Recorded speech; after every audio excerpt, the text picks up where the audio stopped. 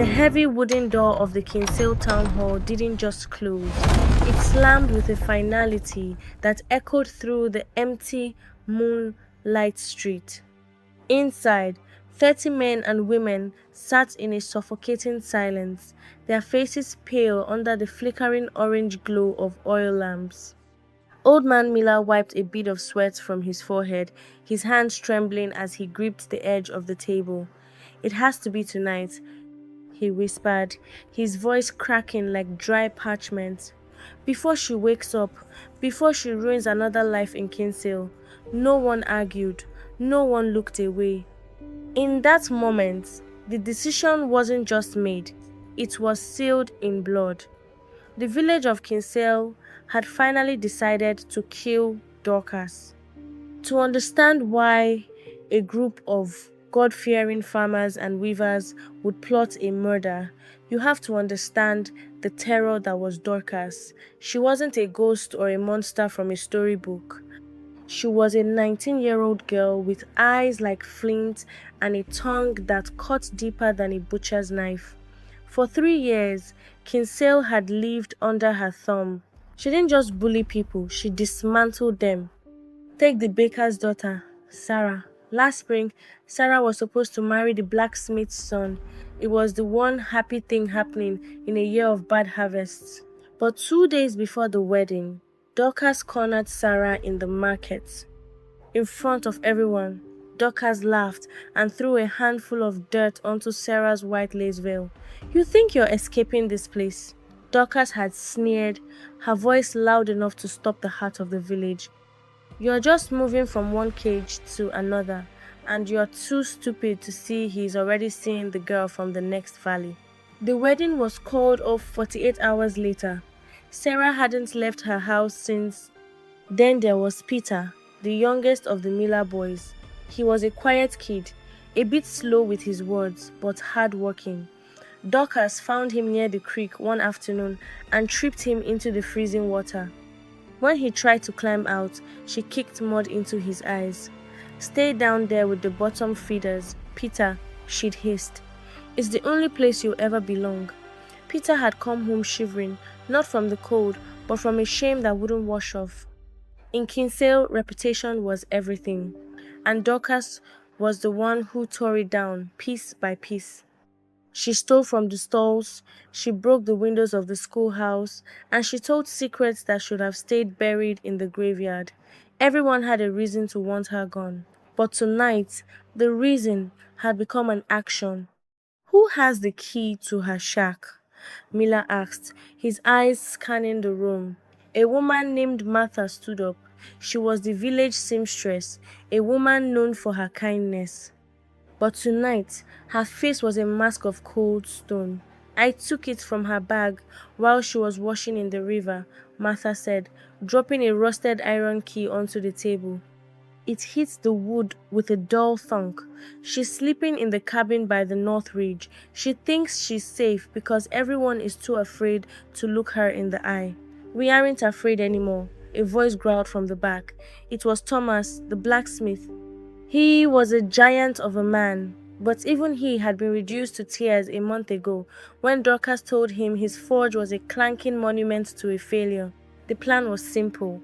They wouldn't use guns or knives, too much noise, too much mess. They would lead her to the old bridge. The bridge was a rotten structure over a jagged ravine that everyone in Kinsale avoided. If she tripped and fell, the rocks below would do the work for them. It would look like an accident. The village bully, drunk on her own power, had finally taken a wrong step in the dark. As they walked toward the North Ridge, the atmosphere was thick with a tension you could almost taste. No one spoke. The only sound was the crunch of gravel under their boots. They felt justified. They felt like they were cleaning a wound. But as they approached the small, isolated shack where Dorcas lived, the narrator, a young man named Elias, who had stayed silent during the meeting, felt a cold shiver run down his spine. Elias remembered Dorcas from when they were children. She had been bright, quick-witted, and kind. Then her mother had died and her father had vanished, leaving her to fend for herself in a village that didn't like charity cases. Kinsale had turned its back on her first. He wondered, just for a second, if they were killing a monster or a mirror of their own cruelty. But he didn't speak up. If you defended Dorcas, you became her next target. They reached the door. Martha stepped forward, her hand shaking as she fitted the key into the lock. The door creaked open. The room was dark, smelling of damp wood and old herbs. "Dorcas," Miller whispered, his voice cold. A shadow moved in the corner, a match flared, and there she was. Dorcas sat on a wooden stool, her hair a mess, her eyes red-rimmed, as if she hadn't slept in days. She didn't look like a bully, she looked small. But the moment she saw the crowd, the mask went back on. "Well, look at this," she spat, her voice dripping with the familiar venom. "The whole sheep pen has come to visit. What's the matter, Miller? Did you lose your spine and think you'd find it in my house? And Martha, I see you finally stopped sewing long enough to realize your life is a bore." Thomas stepped forward, his massive hand grabbing her by the arm. "Shut up, girl. You're coming with us." "Or what?" Dorcas laughed, though there was a frantic edge to it. "You beat me, you throw me out, you've been trying to break me for years, and look at you, you're the ones trembling. I'm the only one in Kinsale who isn't a coward." They dragged her out. She fought, kicking and biting, her screams echoing through the trees. "Let me go! You don't know what you're doing! You're all blind! You're all going to rot in this village." The more she screamed, the more it hardened their hearts. To them, this wasn't a girl, it was a plague. They marched her toward the old bridge. The wind began to pick up, whistling through the pines like a warning. If you're watching this and wondering how a whole village could turn into a lynch mob in a single night, make sure you hit the subscribe button and turn on notifications. The real story of Kinsale is just beginning, and what happens on that bridge will change the way you look at villains forever. Leave a comment below. Do you think a bully ever deserves this, or has Kinsale gone too far? They reached the edge of the ravine. The old bridge groaned under the weight of the wind. Below the river was a black ribbon of rushing water and sharp white foam. Thomas pushed Dorcas toward the edge. She stumbled, her boots skidding on the wet wood. "This is it, Dorcas," Miller said, stepping forward. "No more insults, no more stolen grain, no more fear. Kinsale is done with you." Dorcas looked at the drop, then back at the faces of her neighbors. For the first time, the venom was gone.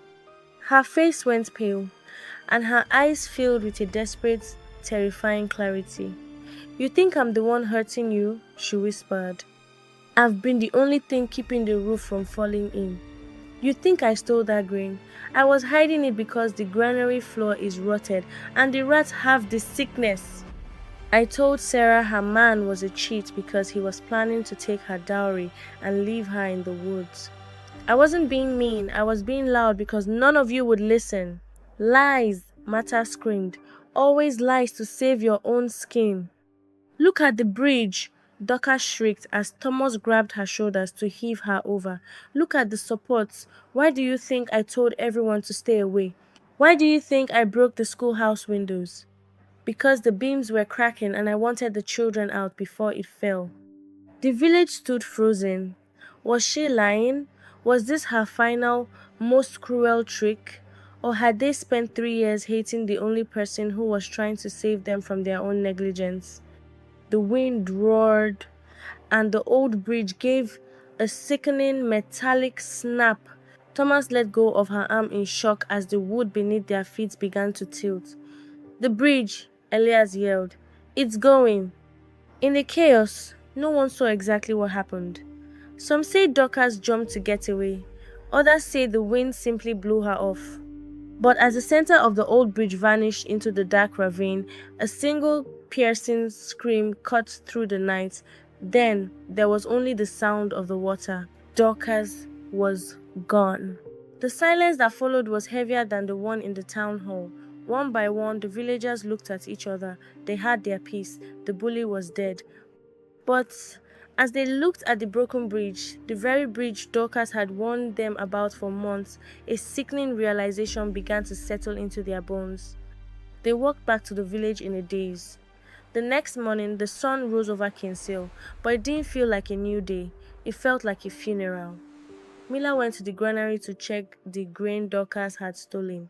He found it tucked away in a dry, hidden cellar, perfectly preserved, while the main supply in the village hall was crawling with black mold and dead rats. Martha went to the blind man's house and saw the rotted porch she had seen Dorcas vandalizing. The wood was so soft it crumbled like cake in her hand. They hadn't killed a bully, they had killed their guardian. The village of Kinsale didn't celebrate that night. They didn't celebrate the next week either. Within a month, the sickness from the rats spread. Within 2 months, the village council dissolved in bitter arguments. Without Dorcas to blame, they started blaming each other. The peace they wanted turned into a slow, agonizing decay. Elias sat on the edge of the ravine years later, looking down at the jagged rocks. He realized then that Dorcas wasn't a bully because she hated them. She was a bully because the truth is often loud and ugly, and Kinsale was too fragile to hear it. Sometimes, the person we think is the villain is the only one brave enough to tell us the house is on fire. Subscribe for more stories. Don't forget to like the video and share it with someone who needs to hear this message.